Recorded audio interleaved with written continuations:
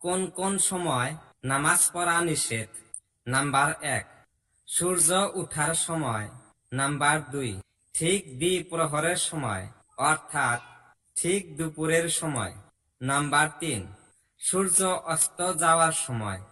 Number 4, ফজরের ফরজ নামাজের পর সূর্য উদিত না হওয়া পর্যন্ত অন্য কোনো নামাজ পড়া জায়েজ নয়।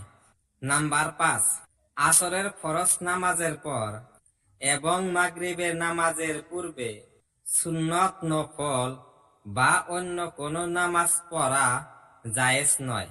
নাম্বার 6, জুমার দিন ইমাম খুতবা পড়া আরম্ভ করলে সেই সময় সুন্নত বা নফল নামাজ পড়া জায়েজ নয়, তবে ফজরের নামাজ কাজা থাকলে সেই কাজা নামাজ পড়া জায়েজ আছে।